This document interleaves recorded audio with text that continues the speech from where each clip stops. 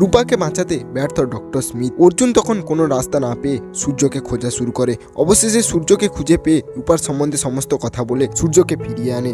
ফিরে এসে সূর্য নিজেই হাল ধরলো রূপাকে বাঁচানোর জন্য।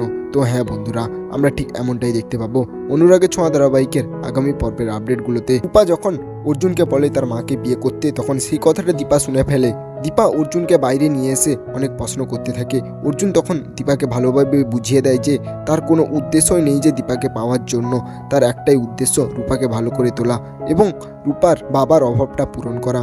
এদিকে দীপা থানায় এসে প্রবীর ও তার কাকাইকে জেলে জামিন করাতে যাবে। এমন সময় উপস্থিত হয় মিসকার পাপাই। মিসকার পাপাই এসে বলে, আমি সবাইকে ছাড়িয়ে দেবো এক নিমিষে।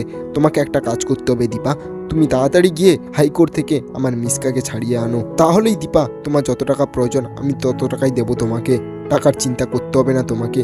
দীপা এসব কথা পরোয়া না করে প্রবীরকে ছাড়িয়ে নিয়ে যায়। এদিকে প্রবীর আর দীপা যখন রূপার কাছে পৌঁছায়, ঠিক তখনই রূপা ভীষণভাবে অসুস্থ হয়ে পড়ে। আর ডক্টর স্মিথ তখন অবাক হয়ে যায় যে রূপার কি হলো। এমন পরিস্থিতিতে এসে ডক্টর স্মিথ অর্জুন চক্রবর্তীকে জানিয়ে দেয় যে সে রূপার এই রোগ কোনো প্রকারেই সারাতে পারবে না, তাকে অন্য ডাক্তার দেখতে বলে। ঠিক তখনই অবাক হয়ে যায় ও কান্নায় ভেঙে পড়ে অর্জুন। অর্জুন তখন কোনো রাস্তা না পেয়ে ডক্টর সূর্য সেনগুপ্তকে খোঁজা শুরু করে। চারিদিকে লোক লাগিয়ে দেয় ডক্টর সূর্য সেনগুপ্তকে খোঁজার জন্য। অবশেষে অর্জুন ডক্টর সূর্য সেনগুপ্তকে খুঁজে পেয়ে রূপার সম্বন্ধে সবটা খুলে বলে অর্জুন সূর্যকে। সবটা জানতে পেরে সূর্য নিজেই কান্নায় ভেঙে পড়ে এবং দৌড়ে এসে হসপিটালে রূপার হাল ধরে সূর্য। তো হ্যাঁ বন্ধুরা, তোমরা এটাই চাও তো এভাবেই যেন সূর্য ফিরে এসে রূপার হাল ধরে? আর এমনটা হলে তোমাদের ঠিক কেমন লাগবে তা অবশ্যই কমেন্ট করে জানিয়ে দাও। আর ভিডিওটি ভালো লাগলে অবশ্যই একটু করে লাইক করে আমাদের চ্যানেলটিকে সাবস্ক্রাইব করে আমাদের চ্যানেলটির পাশেই থাকো।